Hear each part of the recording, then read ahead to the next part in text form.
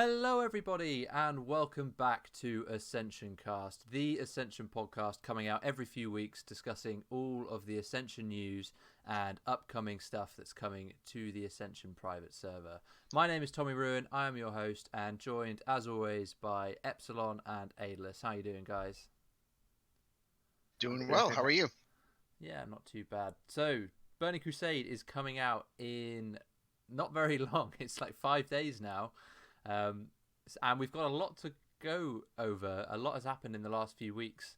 And I think the best thing to do would probably just be jumping right into the first topic we're going to discuss, because I normally ask what you guys have been up to, but this one really relates directly to that, because the pre-patch for the Burning Crusade, which has exclusively been on the Medivh server, has come to Andorhal, and Andorhal is the server that us three all play on the regular. We don't really touch the seasonal stuff, so this is our first real chance of trying out the new builds and new random enchants and all of that good stuff. So how have you guys been finding it? What was your first thing that you did when you first logged on, Aidalas? First thing I did logging on is what was I able to keep from I guess the RE rework. And the first thing I did was basically roll REs on items. Epsilon, what about you? I just started rolling. Because that's what you gotta do.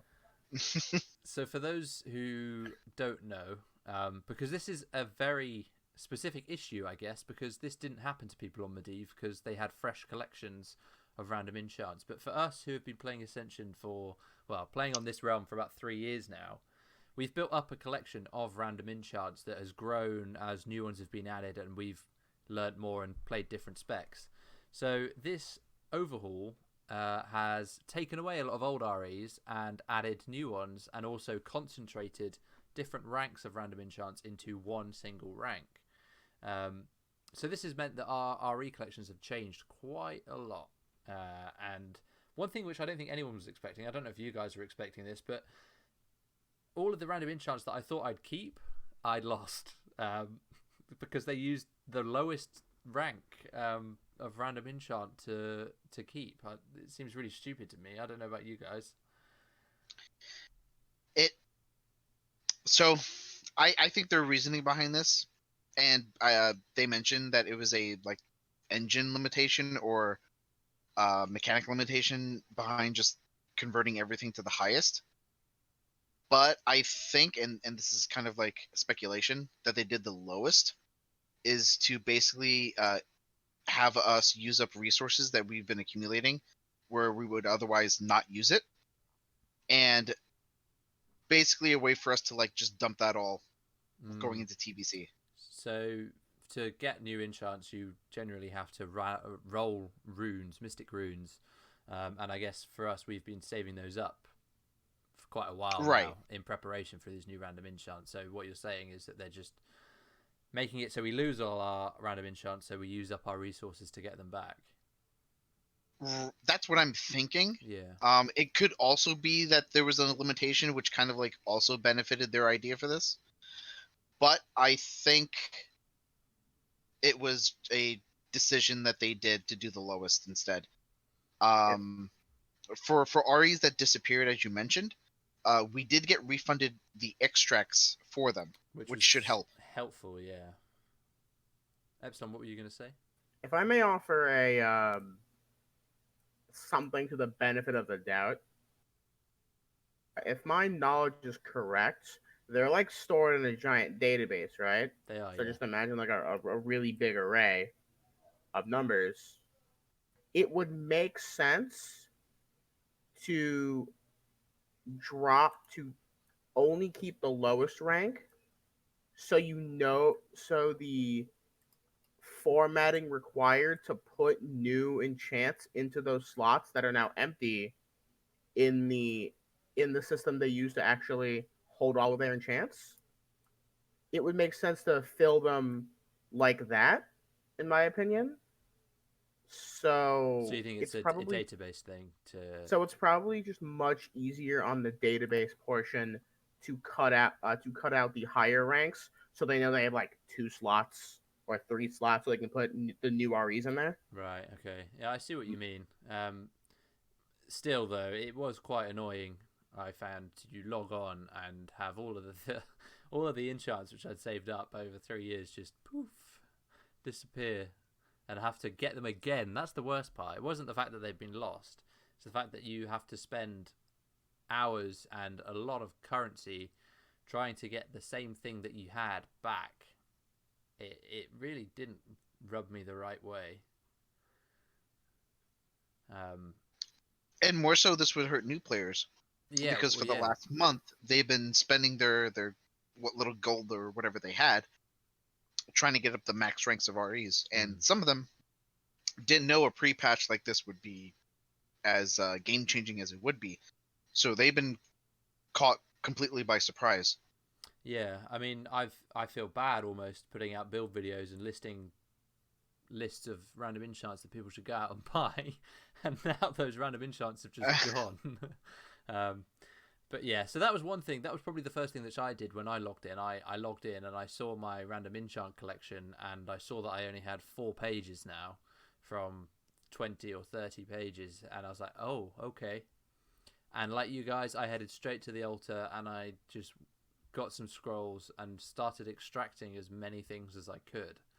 I didn't really have a plan as to what I was going to extract. I just tried to extract anything and everything I thought would be useful. So all of the rares, epics, and legendaries that I didn't have. I was just trying to pick up a multitude of specs. And our 2 guilds, Hyperion and Sure, have been working together in terms of sharing random enchants, haven't we? So that's something which, if you're out there and are looking to do, you should just ask around and see if there's anything that you can swap with people, because the chances are someone else doesn't have the enchants that you do, so it's a good resource to be able to barter with. Yeah, and I was actually really surprised the first day and onward. People have been really good about being at the altar and not just killing people randomly for the fun. Yeah. Inviting each other to groups, and then helping us summon back and forth so they can get more scrolls and whatnot. Yeah. So I'm really surprised that the community's come together on this.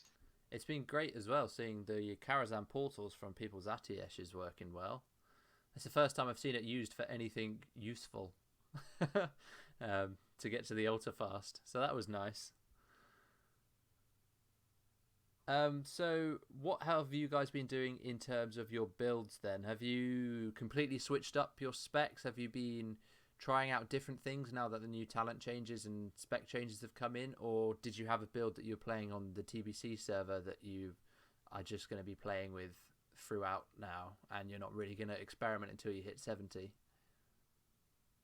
Me personally, I just scaled down the build I planned at 70 down to 60. Right. And for the most part, it's going really well.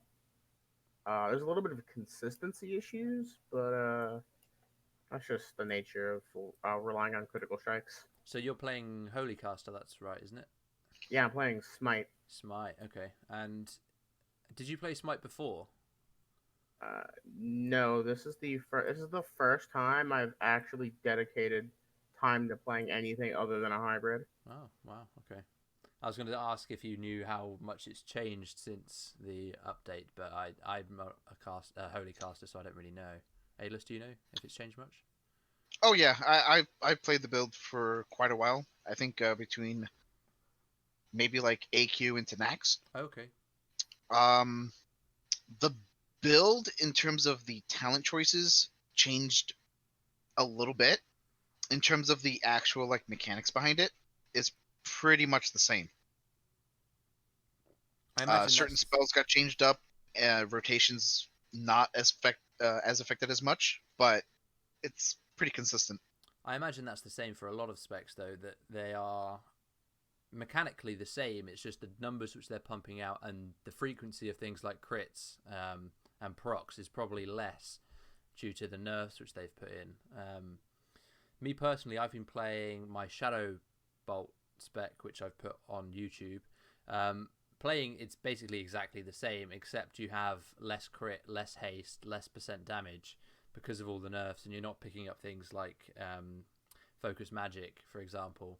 But mechanically, it still plays well, and I was still enjoying playing it. And I think I am going to be taking that through to level 70. Aidalas, what about you? What have you been playing? Right now I'm playing Lightning Bolt, Oh, Chain Lightning, and Earthshock.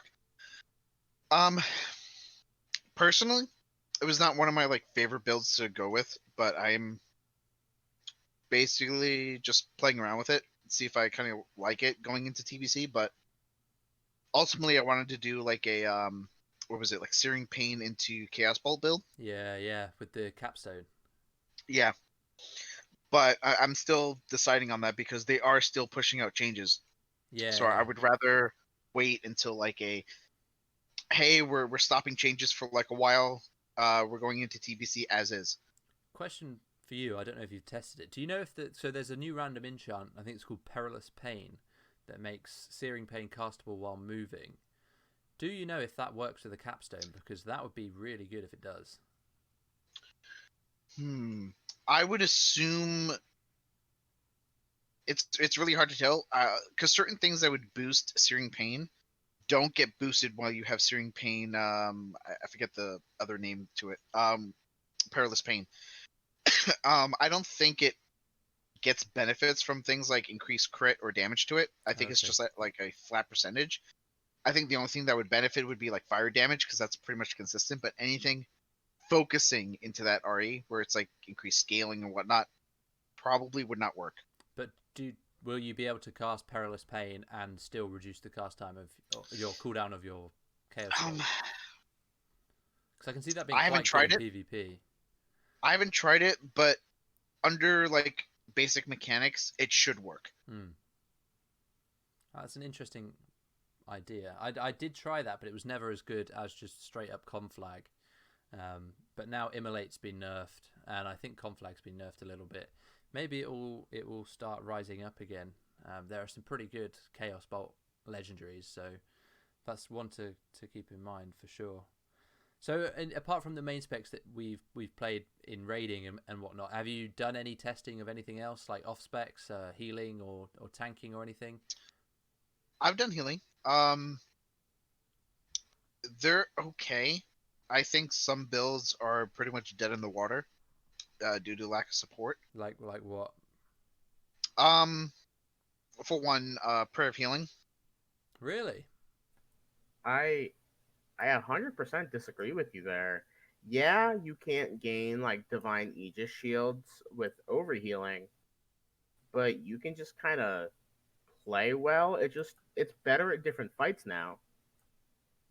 Yeah, I'm surprised because I thought Prayer of Healing was one of those ones which is fairly hard to. Apart from the crit percent which you're going to be losing, is that a big loss from this patch?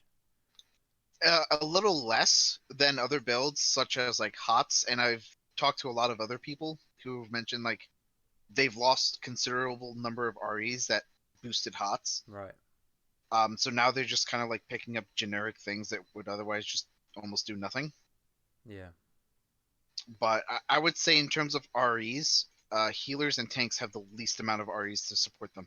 In terms of options, I would definitely agree, and things like epics, which are the ones which almost give you that flexibility in your build. I think healers and tanks are really lacking in epic random enchants. I know there's one guy on the Discord who's always asking for HOTS epics because he doesn't have any, and his build's got so much worse. And I think, man, they really do need some extra support, and I really hope that they're going to be adding in healer stuff coming into TBC. And I have tried healing. I was using my healing touch build that I've again put up on YouTube. Shameless plug. And it seems to be still working okay because with regrowth you have that plus 25% crit talent. There's 5 talent essence for 25% crit on regrowth, so you can stack your crit percent really high using that. And then healing touch again is quite a fast cast with Nature's Grace, so it still works fairly well. But one thing which I noticed, and we'll talk about our raid a bit more in the future, but when we were raiding, Power Word Shield Oh my god, that was a lifesaver, wasn't it? I would say Power Word Shield is like one of those like abilities where you just can't nerf too much, or else it's like completely like in the ground and stomped on, Mm, or you do a little too much and it becomes a like god tier heal spec, even though it doesn't really heal, but it saves people. yeah. Yeah, Power Word Shield is, as Aidalas put it, is a very difficult spec to balance because of how much damage players are expected to take. Having a shield for one half of your hit points really lets you do some clowny stuff, for better or for worse. Yeah. Um, like it's not saving you from like Kel'Thuzad fissures, As we but as we tested.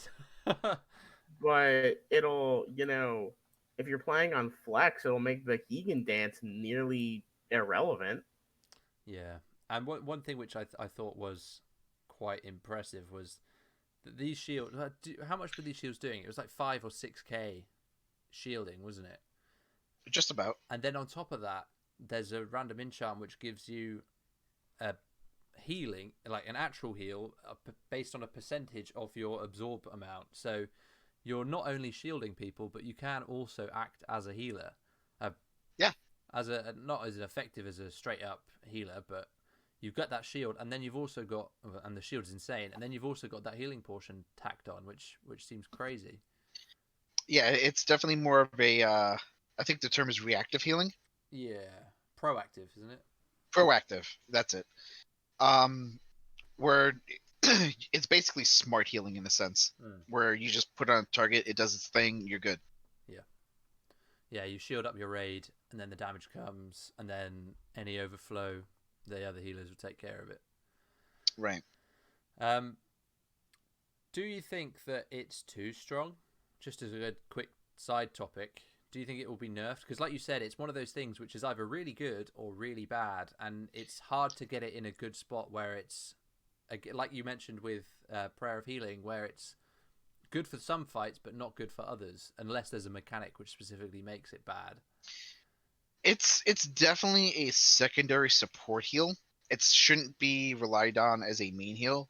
For example, things like Prayer of Healing or Chain Heal, things that pretty much like can heal what is it, like max health of like 7,000. Yeah. Which I think like Greater Heal and Holy Light are doing at the moment with their new REs and whatnot. Yeah, Holy Light seems busted. We'll talk about that in a sec. Carry on. I think Shield is fine considering what it was before it got nerfed for a while. Yeah. But now it made its presence back into the game. I think, albeit a balanced version of it. Mind you, we were doing a flex version of Nax, not heroic, and I think that Shield probably would do not. It wouldn't do as much in basically heroic forms. Yeah. It'd be nice, but it wouldn't save you from Hegan Dance in heroic. I would think. I feel that if shields do receive a nerf, they will be related to the PvP portion to the game, because absorbs tend to be a contentious topic in the PvP community due to the fear of creating what is called a sustain meta, where it's just always live, never die, the fight. Yeah, they're really fun builds to play though. So yeah, I know what you mean. It's a tough one, and I think at the moment we should just see how it plays out. I thought it was just amazing how much healing Decrex was getting out with. Like, if you looked at the meters, I think it was almost like 70 to 80% of the total healing was from Power Word Shield, just because of how proactive it could have been in negating that damage. So Holy Light, I saw that there's a random enchant that if you're healing, Holy Lighting a target which has Beacon of Light on it, it spreads to nearby targets, and it also extends the duration of your Beacon of Light. Now, I don't see why you would choose any other heal, because that seems pretty crazy. I could tell you one reason why. Right. As you probably would have guessed, a lot of us who have been playing Melee before Eps as a melee hybrid, and myself as Execute Cleave, we're switching to casters, and that's just not because of better REs or whatnot, or itemization in TBC. It's for the sheer fact that playing melee in this, I guess, patch for TBC that they've cobbled together does not feel fun. No. No, it needs some work. And so, sorry, going back to the Holy Light point, you're saying that because we're playing caster, people will be spread out so they won't get the heal? I would say yes, because what you want to do with Beacon, and it's mostly on the tank, where you would probably throw the Beacon on there and then heal him. You're effectively also healing the melee DPS portion that's there, and the second tank if there is one. That's what I feel like it's going to be contributing towards. Whereas Power Word Shield, they could just throw it on every single person, regardless of who has the beacon or not. And then you have HOTS, who will do the same thing. Yeah. So have you guys seen much to do with tanking in TBC and on our experiences on Andorhal? From what I can see, it seems like bears are going to be king, and everything else is just a worse version of a bear. What do you guys think about that? The biggest thing I've immediately noticed is that threat is a problem. Yeah. We'll talk about that now, for sure. Now, from what we experienced yesterday and the day before, that was because we just kind of thrown things together and see if it worked, rather than kind of like optimizing our builds, so to speak. And one of our tanks wasn't fully RE'd out with the new stuff. So I think once everyone is like on point with their build, I would say threat is still an issue, but not as much as it was. Right. From a couple days ago. I think the threat issue has stems from like a few things though. The main thing is just like nobody's really prepared, as you said. Another thing is it's just they took away all threat reduction from stances. So like non-shadow form, none on berserker stance. Although you can take the talent. So now the feign death is like a threat drain rather than an instant drop. Kind of like salvation, right? Yeah, it's like a self-salvation that requires you to lay on the ground. This is really lame. And vanish is super gimmicky and inconsistent as per usual. Yep. So really your only choice is to pick up a talent such as fanaticism or improve berserker stance, or do something like grab the new ethereal form, Epic RE, which reduces physical damage taken, increases magical damage taken, but reduces threat generation by 10%. Yeah, but even then, things like that are a bit scuffed, because you mentioned berserker stance, but now that only gives melee crit, so that's only really useful for melee cast of melee specs. For the threat reduction, ethereal form doesn't seem to work with shadow form. From my testing, I don't know if it works with Boomkin. It should work with everything. Yeah. I think it not working with shadow form has to do with maybe they're using some form of like same spell ID. Quite possibly. So we could attribute that as a bug for now, because that's the only one that doesn't work with. Right. Okay. But yeah, as of right now, if you're a shadow form player and you need ethereal form, you're out of luck for now. And just going back to what you touched on at the beginning, Eps, you mentioned how they've stripped away the threat reduction portions of things like so shadow form, for example, had 30% threat reduction built into that talent, which is really good. And as a dots player, I never realized how much threat I was pumping out. And how much that talent was saving me. Is it the same for Moonkin? Did that had a threat reduction portion, didn't it? Yeah, I don't remember. It was 30%, and they although this wasn't on there naturally, on a tangent, it used to not modify threat at all, and then the improved Moonkin form, I think improved threat. So like there was this gimmicky Moonkin tank Ah, that was actually really good on Ascension uh, or on Ascension, and then they nerfed it by giving it a threat reduction on okay, Moonkin form, which is weird. yeah, And then But they removed it again. yep. Since So Moonkin tank's Moonkin could back. technically still be a viable tank form, correct? No, I mean, you can do things like growl, and you can use shields in Moonkin. I don't know what other benefits you'd gain really, because you can't use your Armor defense. increase. Yeah, but you can't use your defensive stance abilities, and you haven't got any bear abilities, so it's a bit of a weird one. Um, I have tried things like that and a cat form tank, but I don't see it working anytime soon. Um, yeah, this threat thing is a big issue. I think they really need to work out what they want to do with it, because I've seen a lot of discussion on the TBC Discord about things like random threat drop mechanics, which are just going to be a nightmare to deal with if there's no reliable way of either resetting your threat or the tank having taunt available to pick up the boss straight away.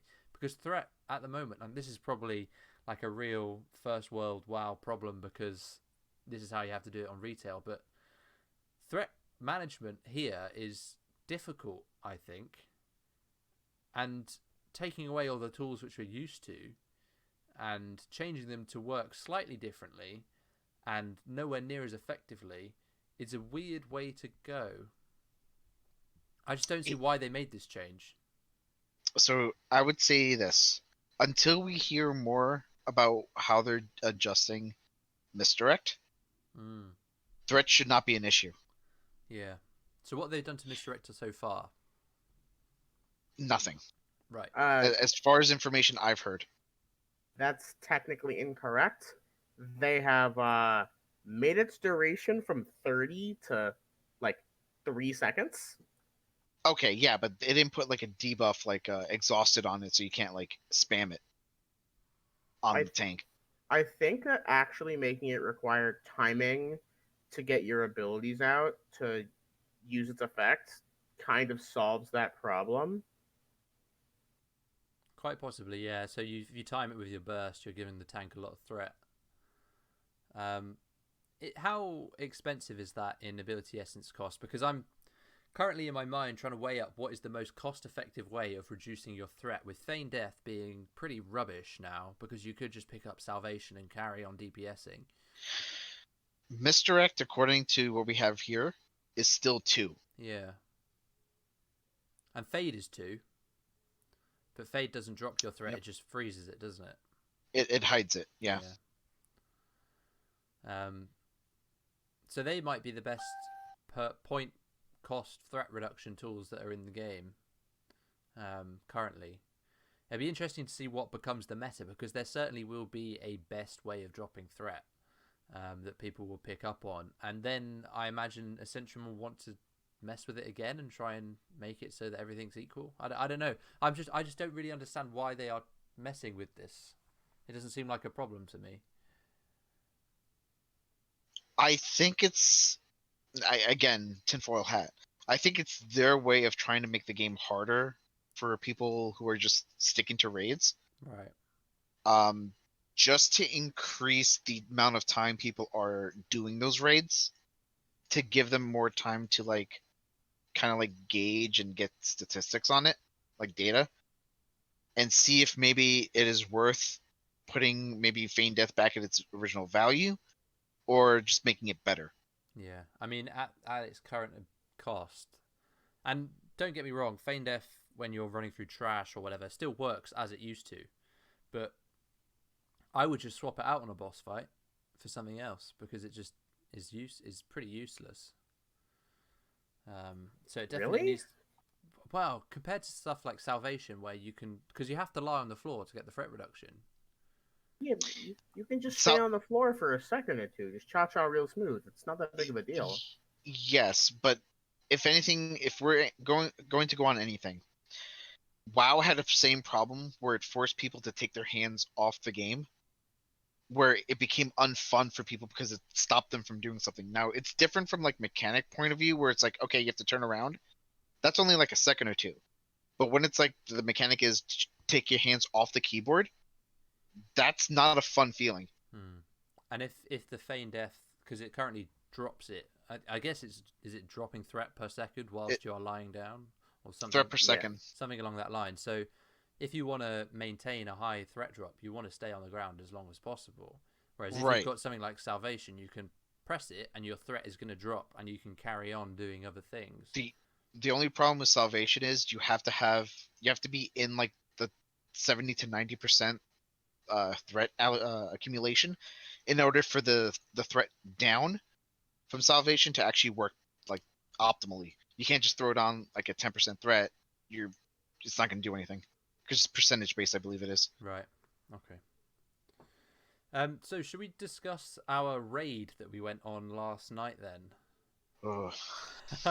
So we haven't really had a chance to test things like flex mode and heroic mode. I don't know if either of you have tested that on Medivh. I don't think you have. No. No, I didn't even hit 60. No. So this was our first real foray into flex raiding. And boy, wasn't it exciting.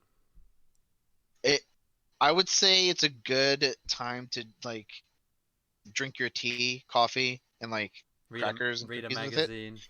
Read a magazine. Watch some videos. I mean, like, being serious, it was so easy, wasn't it? So, I would say the hardest fight in Nax, in my opinion, would be 4 Horsemen, because having too much DPS on something is bad. Having too little is just as bad. You kind of have to have it right on the money and be very coordinated. Yeah. Normally, let's say the fight is about 8 minutes long. We did it in about 2 minutes 30 seconds. Yeah, and we had to stop and wait for 30 seconds for a debuff to expire because we were killing things too quickly. I mean, at that point, do we even need a debuff? Well, yeah, I don't know. Basically, we went in there and we were just blown away by how low everything was tuned. Because bosses were dying within seconds, minutes. And here's what I think. Sorry, Carol. I'm sorry. I think they brought them down to the original vanilla values, in my opinion. Yeah, that's something worth checking, actually. The thing to consider here is, like, I imagine they want, like, Nax to be puggable, even though Nax is known as both one of the hardest and easiest raids of all time, depending on when you play it. Yeah, which expansion. But I think they went a little too far here. I actually would like to see Flex be a little tighter, not like ridiculous, but like I don't think we should be killing Noth in under 40 seconds. No. The boss basically didn't have a mechanic other than a curse he put out. Yeah, that was a problem. One thing which I was discussing this with guildies, and I think it was quite an interesting way of putting it. And I don't know if you guys have done LFR and retail, but the hardest part about LFR and retail is the people that you play with.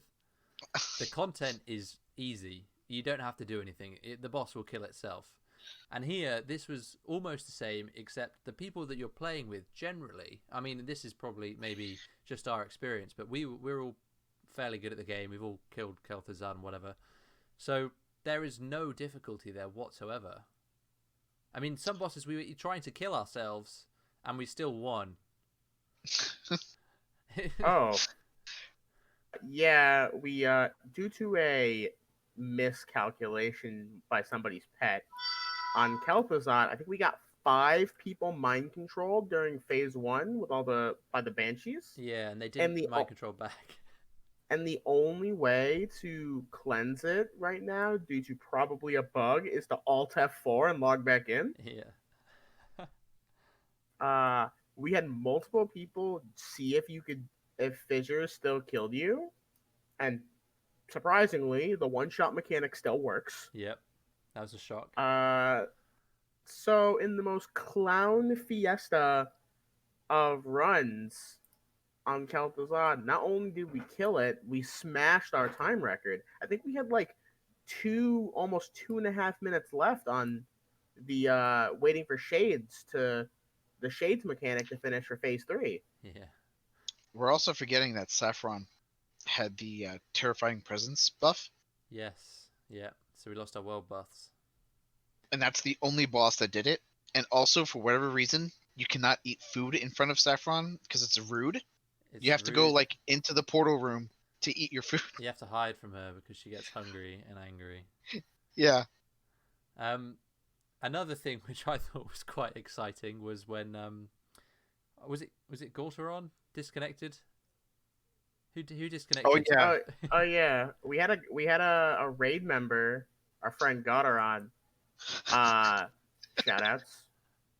DC in the middle of the fast dance Yeah. of Keegan, and due to our power word shield healer, survived, and we got the safety dance. They managed to completely reboot WoW whilst the floor was erupting in lava, log back in and stay alive, and we managed to kill him despite him being disconnected and he didn't die. I just, they need to tune it up. I know this is just vanilla, we're going on to TBC, but if this is an indication as what Karazhan's going to be, I mean, heroic gear is slightly better, only slightly. It's like 7% better in terms of stats. There's no way that there's a 7% difference in difficulty between the two modes. So is their aim to just have everyone be able to do it easily, or? I think they just undertuned Nax just to give people the opportunity to do it, Sure. not to like trivialize other raids going forward. Yeah. I think stuff like Karazhan and whatever should be fine for the most part, albeit pretty easy comparably. I guess when we go into Karazhan, we're not going to be geared. So we will have... Well, actually, to be fair, the Karazhan gear is pretty rubbish from what I'm hearing. So we will be Maybe geared. you won't be Not geared. just Kara gear. I don't know if you or others have been like kind of like reading in terms of itemization going forward, but they're right now talking about like the 3 or 4 tank specs right now, and all their gear is just being re-itemized in the worst way possible. So this is Ascension doing the re-itemization. Yeah. No, I haven't really Like, looked into this. They removed block value on Paladin and Warrior tank gear. And I guess like dumped more points into Strength to give them more like block value from there. Right. But it's not looking great if you play any other form of tank. Other than really. Bear. Like probably like Bear, I think is still going to be there, but they have no like dodge value on any piece of gear. They don't need dodge Time to value. go They just get cat agility. Cat tank. Make it Yeah. happen. Yeah. I mean, there's taunting shred, so there's hope. True, big true, taunting shred. Let's try and Yeah, stand and if you behind have the boss. two cats, and you have 2 cats who will ping pong the boss by Yeah. taunting shred. Perfect. Perfect. We've solved it. Yeah, they need to sort out what's going on with the gear. But I think going back to the original point I was making, with the gear that we're going in with, compared to what we're doing Nax in now, which is basically best in slot, we should hopefully be in a different position in terms of power levels with the raid. I guess we'll wait and see. I'm hopeful that it will be more challenging than what it is. I'm hoping for a normal difficulty, maybe somewhere between. Well, I would prefer it to be normal, to be honest, normal difficulty with a heroic difficulty on top. But like you said, they want people to see the content and they want it to be puggable. I think is a big thing for new players and for those who come and go with the wind.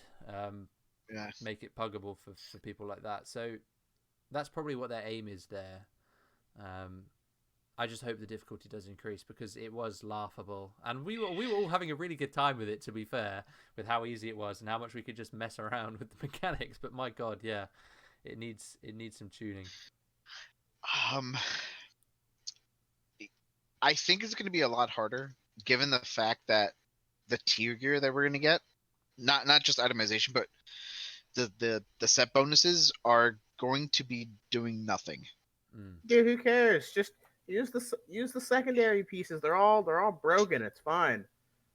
Yeah, that's not fun or interesting. There's no incentive for me to use like tier pieces like in its full capacity. No. Yeah, but tier piece, like, I'm gonna ask an honest question here. When have tier step bonuses been exciting to the point to where you specifically change something in order to utilize them? Later, AQ and Nax. well, yeah, and I'm talking retail here, but later on through expansions, tier sets were always best in slot. Like, there's no question. Like through Mop, WOD, Legion. Well, I think that's because their stat values were the same, like their like pool of stats, their budget was the same, and then they just had a set bonus tacked on. I think they were essentially by default forced to be the gear you want to use. But I don't think, this makes your execute cost 5 less rage. I don't think that's exciting. That doesn't change the game. That just makes execute more execute. Yeah, and that's what I don't like from Kara and tier 5 and 6 gear. Yeah, the set bonuses that they changed, I think we've talked about this before, but the set bonuses that they changed in vanilla, I think were good changes. And I don't know if they've said anything about changing the TBC set bonuses, or whether or not they're going to leave them the same, but I think they should give them the treatment that they gave the vanilla set bonuses.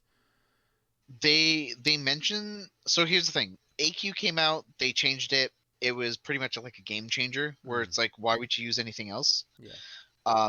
Then they changed Nax and kind of reduced the I guess like full hog into changing it, so it's like even more powerful. I think they balanced out and figured out how to do it better. Yeah. They're not touching TBC in terms of set bonuses. Well, I hope they because revisit that. I do too, but the reasoning is they don't want to repeat the same thing of AQ, where they're kind of pigeonholing you into a spec and then forcing you to get that tier piece and use it for everything. Yeah. No, I see what you mean, and the set bonuses would have to be very generic, to not pigeonhole specs.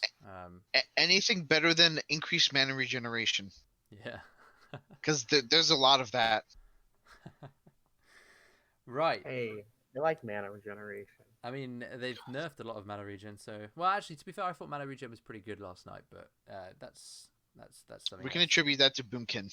Maybe, yeah. We were also like world buffed and absolutely killing the content so fast. It's like True. It felt like we were doing raids in Classic, is what it felt like. Yeah. If we probably didn't have enough time on the boss to really worry about our mana. let's be real. Probably. Right. So, I think this happened on Thursday night. We'll move on to the second point of discussion here. I think this was Thursday night. I went to bed sleeping soundly, and throughout the night, shit went down. Like, serious stuff happened. This was EU overnight, and I guess NA during the day. But Ascension during the night, actually. Oh, was it during the night? So it's a really weird like time 8 p.m. for me. Really weird time to put up a poll about something which is very important to the game. But Ascension basically polled the population on whether or not they want to cut their gold in half going into Burning Crusade. And I think the reason they wanted to do this was because there's a lot of people who are joining the game who are worried about there being such a big advantage for people who have played the game for such a long time, which I think is warranted. And people have also been saying about how there's like loads of duped items out there, and everyone's duping, and everyone's got 1 million gold. So we need to minimize that gold so that everyone's on a level playing field. And I think that's where Ascension were coming from when they put up this poll. And the result was surprising when I woke up and saw the result. Because it was they finished it on 316 for 316, as in an equal tie, and the decision was to not squish the gold. What do you guys think about the whole debate? Because you would have been there while it was happening. I was sleeping soundly. What went on? Fill me in. You say Aidalas started the debate. He was the I started it. whistleblower. Yeah, pretty much. Like, it's okay. So they posted this on Twitter, and I saw it immediately. So I'm like, oh, I'm on my phone. I'm like, cool. What is this? What? Immediately took a screenshot, threw it in the Andorhal chat, and it was like, you what, mate? And people were just like, wait, what? And then it just spread throughout the entire community from that single image. It's just crazy, So, though. so here's my take. Actually, yeah. Aidalas, you go first. You go first. As someone who's been playing on Andorhal for a long time, the gold I've accumulated has been playing on a singular server. What they're complaining about is the 5 different servers, or no, 5, 6, 7 different servers, because I'm including Sargeras and whatnot into here. The 7 different servers, 8 actually, Doomhammer and Cenarius, they got merged into Andorhal over the course of 3 years. And we still haven't got Medivh stuff and League Season 5 stuff yet, just bear that in mind. Right, and that's just adding on more. This is a cause that they started and didn't have the foresight to realize what they've done. Yeah. They basically created lots of fast track servers that pumped a lot of gold into the economy through double drops and increased spawn rates and events and whatnot that will funnel massive amounts of gold, which is just generated through the game. Like, you get 10 pieces of bloody gear, you sell it, you have 100 gold. That's not even half of it. If you're a person who spends money for DP and those servers start, you're selling books of Ascension for 500 gold per item. Right. Well, that's not like the gold you get there is still generated from other players. The problem isn't you selling DP for gold. The problem is the amount of gold that can be generated in the game to the point to where you can sell an item for 500 gold. Yeah. Sure. I think what Aidalas is saying is that the people who have the money to spend are going to be the ones who accumulate the most. Is that what you're the fastest? Yeah. Yeah. So they can funnel all that gold towards themselves because they're the ones with the cash in their pocket to be able to effectively buy the gold from other players. And if you're any player who like wants to sweat out the game, you would play on each one of those seasons expecting all that time, money, and whatnot, gold specifically, to be funneled into your main character on an Andorhal. That's basically the main reason that people play seasons from Andorhal specifically. Yeah. It's not necessarily the population, it's due to the other stuff which you can get there for cheaper and the amount of gold which you can generate because you have a better knowledge of the game than a lot of the people who are just starting, and you can do things like maximize all the fishing spots for the fishing daily turn-ins, for example. I think I was speaking to Choval, who was saying that he fished for about 15 minutes that managed to satisfy about 15 people's dailies and made over 400 gold just doing that because people are willing to buy that. And if you're a new player, you might not necessarily know these kind of things. So there is really fast and quick gold to be made. And like you're saying, it just gets funneled into these old servers as they close. I don't know how true it was, but I saw a comment. I was leveling some tailoring alts on Laughing Skull. And someone was saying, oh, hey, look, I just logged into this character I've completely forgot about and found 31,000 gold. It's like, well, yeah, that happens when you make all these servers and gold accumulates on those characters and they just get bought back. And that is where the inflation will come from. It's all that gold which is being generated and pumped back through. And those, right. And sorry, carry on. It's the people. There are different types of people who voted yes on this. There are the newer type of people who just joined the Ascension game, whether it was for seasonal or Andorhal. So they really have no stake in this. All So they laughing probably stock. voted yes. All Man, you laughing Yeah, say yeah. this like Laughing Skull isn't real. Uh, let's face it, it's not. Just joking. There are those type of people who just vote yes because it's like either they don't know what's going on, so they just vote yes because yes seems like the best option because it's winning. Um, there's the trolls who just want to see the world burn and laugh at it. And then those who are really concerned people who are saying, yeah, I feel like there is gold duping and whatnot. And this should level the playing field. What they're not realizing is that they're shooting themselves in the foot more than the rich people. Yeah, I mean it's a weird way of tackling the problem because cutting everything in half doesn't solve the problem because they still got the same amount more, like percentage wise, of gold than you ever had before. The rich will stay rich. Yeah, it's just a scale of what it was before. Well, sorry, go on. What they could have done. Oh, so what's funny is that the people who are most harmed by this sort of mechanic change are actually a lot of the players who probably voted yes. Because here's something to remember: TBC comes with like the biggest gold sink TBC in tax. pre-Cataclysm, which would be, epic flying, which that plus regular flying is 6,000 gold. Yep. That's a lot of cash.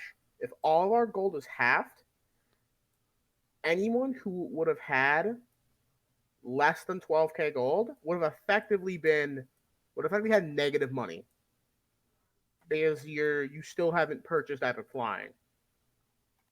Yeah, it's a weird one, and it was just the weirdest thing to wake up to because it for me it came out of the blue as to what they were proposing, and the way that they were trying to tackle the issue just seemed completely wrong to me because they had already tried to solve this issue through this cosmetic vendor. Yep. But they've removed the good stuff from the cosmetic vendor for apparently medical reasons. I don't know if you guys saw that. I saw that. I thought it was pretty. I don't know how true that is. But if Blizzard can put them in the game, surely Ascension can. That's what you make a good point. If Blizzard can make it and put it into the game, then obviously there's not an issue. So the reason that I'm talking about the green cat and bear form, glow cat and bear forms, and it was taken out because it hurts people's eyes to look at, and that just made me think of all the wings which people have got flapping around behind them. And I think it was less a medical thing and more of like it was an annoyance. Right. I would say those wings are pretty fucking annoying, but what? Shut up. Yeah. But the point I'm making is that there's nothing good on that vendor that warrants me wanting to spend my gold. Yeah, like if they put I know they're not going to put it in the game, but if they put things like the Long Boy from BFA, I can guarantee people would drop 5 to 10k on it. Yeah. Maybe even more. 20k, I'd buy it. Yeah. As long as I've got enough of my epic flying, I'm fine. Yeah. But we know things like that they're not going to do. I mean, what they could do is allow you to buy Bizarre tokens. Obviously not VP, but like buy Bizarre tokens for a high amount of gold. Because what did they put into the game recently? A loot box, which gives you random transmog stuff from the DP store with Bizarre tokens. Can I take a minute and talk about how much I hate these things? Yes, go. My problem with these kind of mechanics, as someone who has spent too much money on games like Dota 2, it's effectively gambling. And it's unregulated gambling that is technically within the reach of children. Now you could say, parents do their job, but like, I don't think that video games should have real life currency gambling mechanics. What do you mean? You don't like GTA Casino where you can use real money in a virtual casino? No. Uh, Oh, okay. I know what you mean, and it was a weird change because I didn't see it mentioned anywhere that it was coming in. But I found it on the TV server just randomly clicking on it. I'm like, huh, loot box, interesting. I know what you mean though. The point you're making about if they added things that are on the DP store for gold, that's a really good way of funneling out gold because people want the DP items, and most of the time people are buying DP with gold. And then yes, I know it takes away DP from DP being donation points away from Ascension, but it also tackles this problem of there being gold in the economy which people don't want and might make people quit. So there's a give and take you've got to do there. Do we lose out on DP sales and retain players, or do we let people buy DP and lose players? I think the happy medium between that, and they've created that themselves, is making it able to purchase Bazaar tokens. I would agree. If they put, like, okay, sure, you can buy the Bazaar tokens, but not necessarily you don't have to buy the randomized loot box. There is an NPC that gives items, transmogs that you can't buy on the store. And If they forced more transmog stuff in that NPC, people would effectively use more Bazaar tokens. And there's a guaranteed way of getting those items. You just have to wait Right. for them to come up. So it's the vendor itself isn't really gambling or RNG, but those loot boxes which they've added in, which give out random items from that vendor, definitely would class as that. Oh yeah. On a side note, I think it's I would argue it's a little it's bad planning at work at best and malicious foresight At worst. What? How so? Which part? To have a large amount of double DP sales, which they are more well than aware people will trade gold for DP and then to attempt a gold squish. Yeah. Yeah. I think they did a double DP sale a week or two before they announced the whole squish. It's like, how can you do that to people if you just literally just announced a double DP thing just a week or two ago? Yeah, that is a valid point which I haven't actually seen mentioned because I bought DP then up for waiting for TBC. But if people have bought that DP, because Ascension effectively allow you to buy gold through DP. There's no denying that. Call it pay to win or whatever. But that's something which they allow because all of the items that you can buy are tradable. So trying to implement something that removes gold from players after they've bought that currency seems pretty off. And that's something which I hadn't thought about. So you're right, that is pretty bad planning on their behalf. Yeah. So something which I've seen come out of this debate though, because this problem hasn't gone away. It was voted no. And what do Ascension do then to combat such high amounts of gold? And one thing which I've seen floating around, and I'm not sure where this started, is that there might be a fresh TBC realm launching parallel to whatever they do with the merges, which we'll get on to later. I think that was rumor and hearsay. There was no official announcement on something like that. It was kind of just like thrown in there as like a speculation or like what do we do at this point? Yeah. Here's what's going to happen inevitably. So, let's say they do merge all the servers, right? There's one mega server. As soon as they announce some form of seasonal or league, those servers will effectively be dead again, no matter what they do. Yeah. Because the people who want to play seasonal and league will ultimately go there. People who only play those forms of like accelerated gameplay will gravitate towards there. Whether it's TBC or anything. TBC is supposed to be a fresh start for everyone, regardless of how much gold there is. Everyone's gear is being wiped. Everyone's REs are different. The only thing that matters is gold. What people don't realize is in high risk, stuff that you can buy with gold does not exist. Therefore, they get to keep more of it. That's their concern. Sorry, what do you mean? The fact that they can buy. So can buy for gear. example, yeah, they could buy more bloody gear than others because they don't have to spend money on things like flying. Yeah, Flying does not exist in high risk. true. If you're They've exclusively also playing high removed. risk. Yeah, they also removed things like warlock summoning and whatnot from being able to be used in high risk. So there's more restrictions on high risk. And the people who are voting yes on this either A, didn't know about this change, and then therefore they changed it back to no, or they knew about it and just said fuck it anyway. um, just going back to something which I just thought of, and you mentioned the seasonal gold that's come and funneled into the servers. If there was a merge from earlier seasons, characters went to both Laughing Skull and Andorhal. So if you haven't already managed to trade your gold to one server via a third party who is playing on the other server, you effectively get all that gold again if the characters are all on one realm. Wow, it's almost like they're trying to solve a problem they created by punishing legacy-only players. Yeah. So, for example, I think season 1 through 3 and 4, maybe, they duplicated your characters to appear on both servers. Maybe I'm getting it wrong, but maybe 3 and 4 were the ones where it's like, okay, you have a choice now between either going to Laughing Skull or Andorhal. I think that was 4. Okay, so that's 4. So they learned very late into the thing that was a bad idea if they were ever going to merge all the servers into one.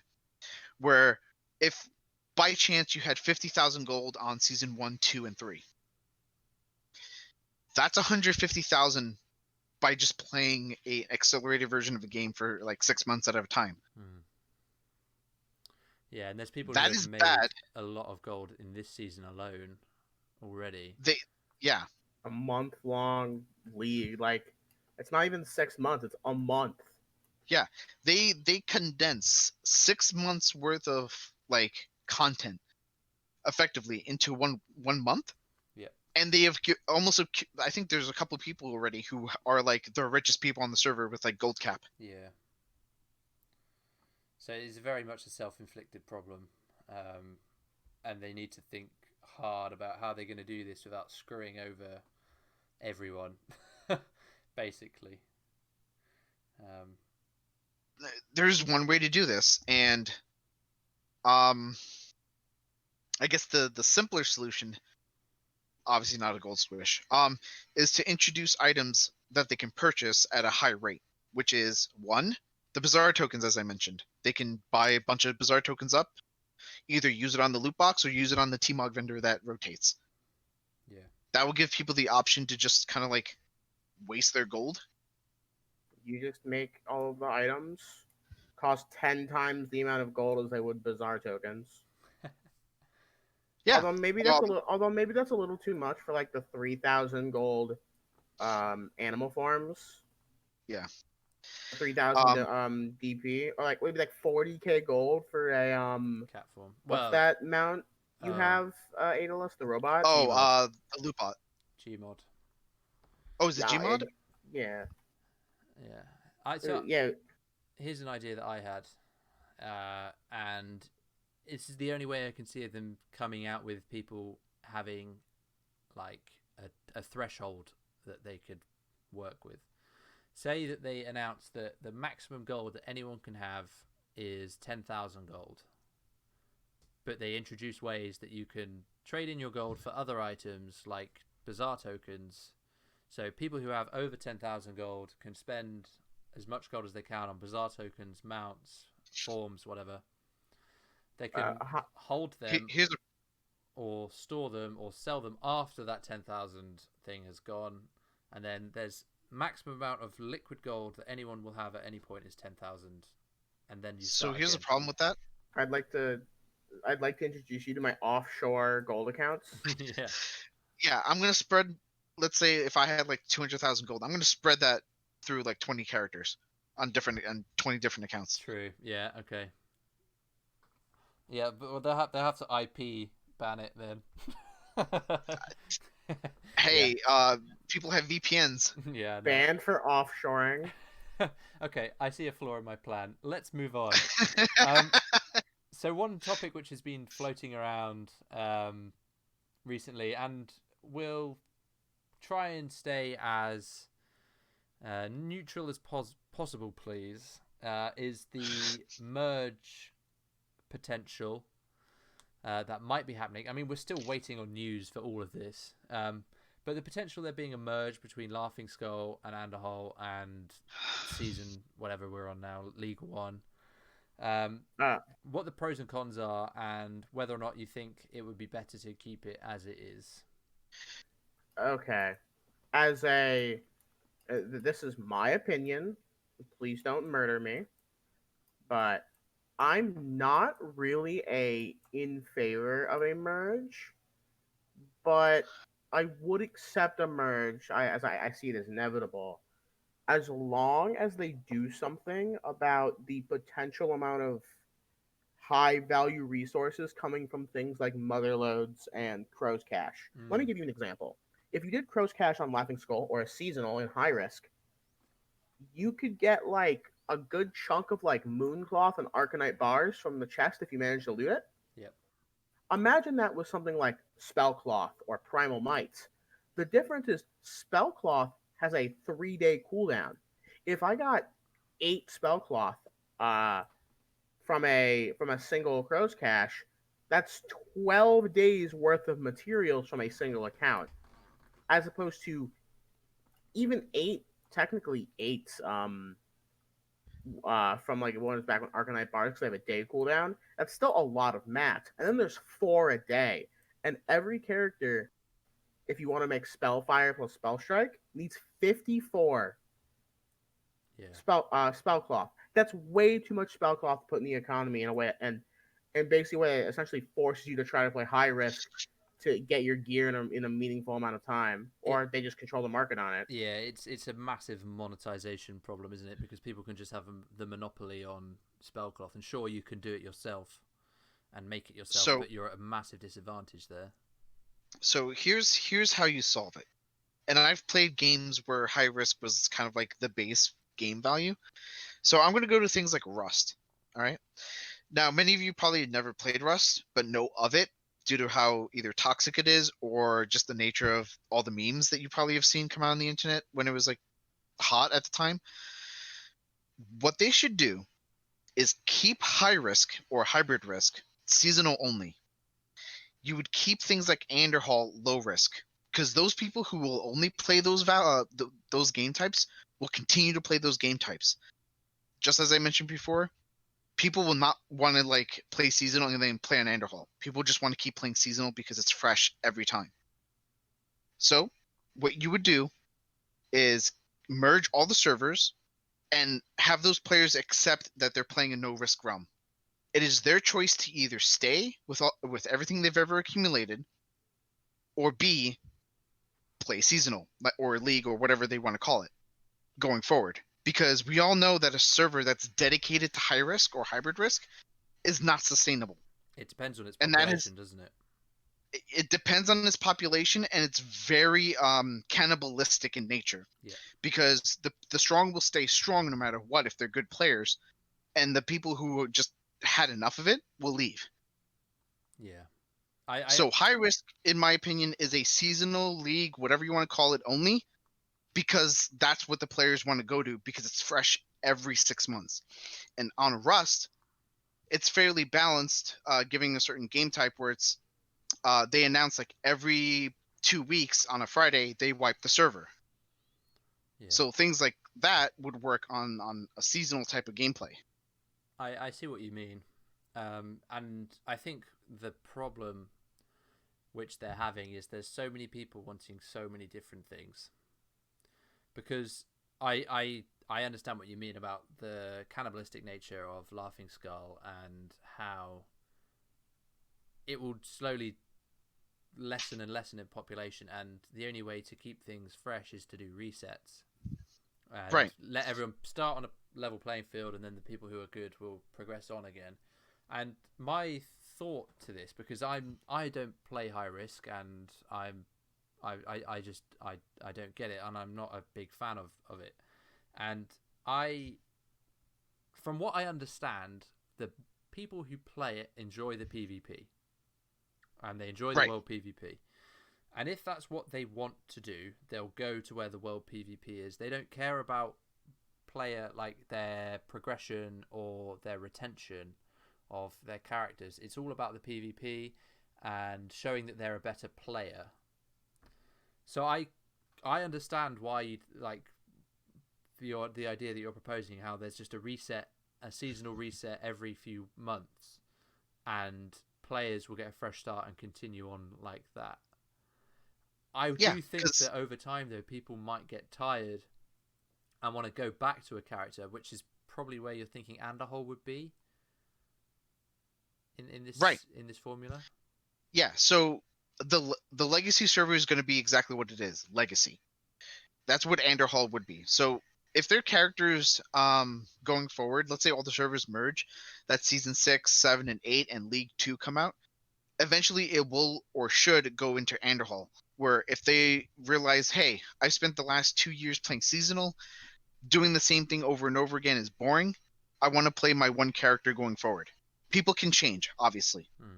So if they change to say, hey, I want to like start playing progressively like one character and get him or her up to like, up to rating and whatnot, whatever the PvE I guess meta is currently at, then they have a choice to do that.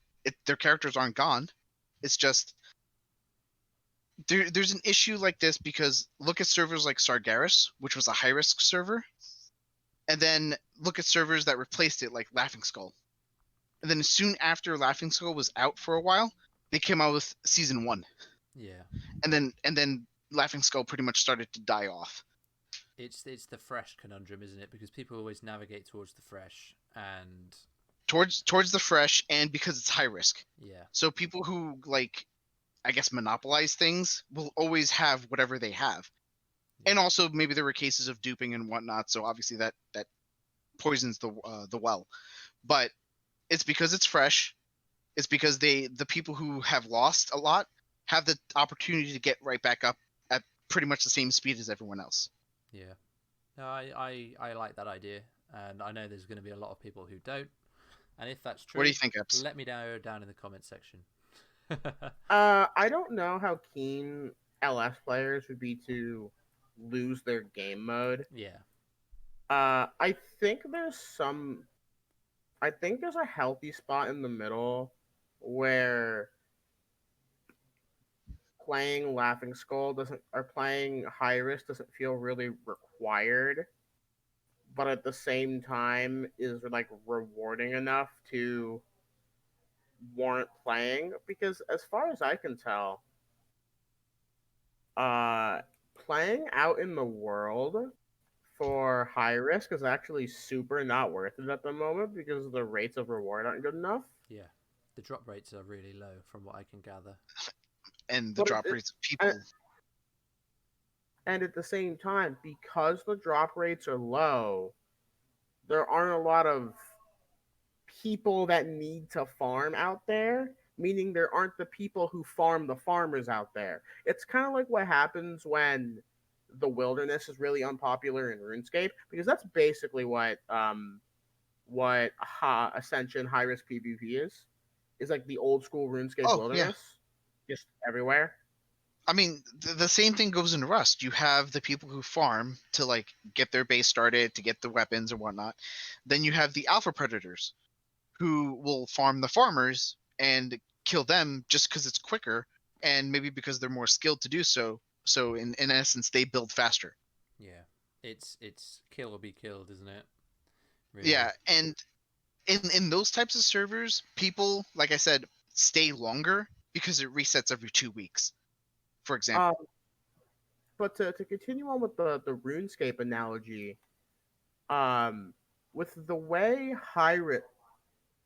it works in that game, it's actually way more punishing if you die, because in RuneScape you lose all but 3 items in your inventory. Is it all but 3 of your most valuable?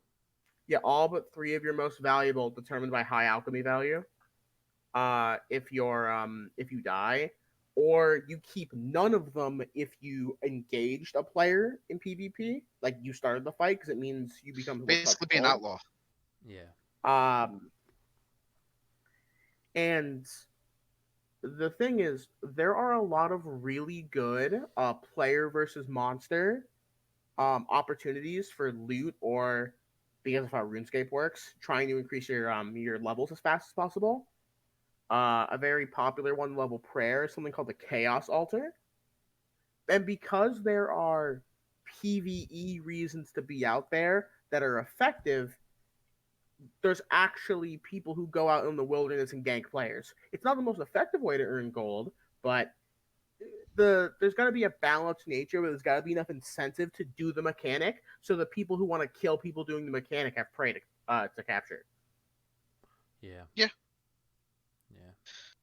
So what do you guys think will happen? Just let's do some predictions, because we really don't know what they're cooking up behind the scenes. We've got 4 days left until TBC. What do you guys expect to happen? A server The crash or two. You what? The simplest solution. Oh, he says a server crash or two. Oh yeah. Okay. Sure. Here's the simplest solution I think will happen. They're still deciding on what to do with season 5 and league characters. So, so far as season 5 has been merged into Laughing Skull. Yeah. But have not given yet an option to go to Andorhal, because I think they're just going to merge to save them. That's my time thought as well. That's why I think League? they're holding off. They've said before that league characters will be like available and not deleted upon, it's not like a test realm. I don't know what they're going to do with that, but considering the, I guess, backlash of certain communities from League, they're 100% staying. They're going to be transferred to Laughing Skull, and from there, it's up to them if they have the database and infrastructure and time to merge us together. Now, any caveats or negatives from that, in terms of what else they might be, scheming up, whether it's a gold squish or character limit or whatnot, I don't know. But the simplest solution is merge the servers, see what happens. The people who stay will stay. The people who will leave, and the people who only play seasonal in League will come back when the next season in League comes out. Which I'm fairly sure is coming sooner than we thought. It's going to come sooner than we think, probably within the first half month of TBC, because I believe they said that they weren't going to touch seasonal for like a month or two, just to like get TBC like settled in before throwing out a seasonal. But they might accelerate that because of the whole, I guess, like backlash and the gold squish and whatnot. Yeah. Which leaves a sour taste in my mouth, but there we are. Eps, what do you think they're going to do? What I think they're going to do is, I think whether we like it or not, there's going to be a merge between Andorhal and Laughing Skull sometime in the next week. Even though they haven't announced it, simply because if you're gonna do it, now is the time. Yeah. Whether or not they support the concerns we have are up in the air. But I imagine that those league characters will be heading to Laughing Skull, kind of like the ones from season 5. And then they'll figure out what to do with them. From there, I feel like they've left it very late to sort this kind of thing, these kind of things out, because we've got a release date on Friday. I'm assuming at 6 p.m. European time. Like noon for us. Yeah. If they want to merge things and things go wrong, they've not left themselves enough breathing time to sort these issues out. And like you predicted, I reckon there's going to be a fair few crashes along the way. in my opinion, what they should do, and I know it's probably like not a popular opinion, shut down the servers for a day or two. Yeah, I Have would agree them with have that. them do maintenance mode and internal testing to see if merging characters would have issues. Yeah. And then when the 2-day timer is up, they announce seasonal ready to go in like 3 hours, something like that. Yeah, I think I'm, they I'm need to do that. Have everyone stop, like progress on the live realms. Let everything cool off. Get the servers ready. Fire up the new hamsters and let everyone loose at the same time, and just give themselves a week of planning, preparation, making sure everything's in check for a smooth release. Yeah. So is seasonal or league supposed to end today? Today or tomorrow, there's a lot of misinformation out there. I think it's the 17th. Yeah. Whether what time the 17th, who knows? Yeah. So here's what they should do. Let's say we're going on North America time just to make it easier for myself. Monday noon. They're like, okay, it's done. We've put all your characters onto Laughing Skull. Tuesday, information has gone out that, all right, what we're gonna do is get all of our data to see how long it would take to merge Laughing Skull into Andorhal. Day 3, they go through that data and realize, okay, it's actually much simpler or harder depending. If it's simpler, they're gonna just do it now.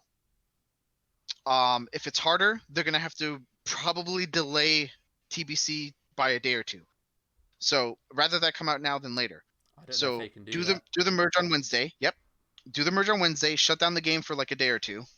Do internal testing on a couple characters because I from what I remember they have access to like copy our characters and just do like a batch test Yeah. of like 100 people or whatnot, just random people, and just merge servers as a test because they can throw that up on VMs and whatnot. If there are no database errors, because that's all it is, database errors. Yep.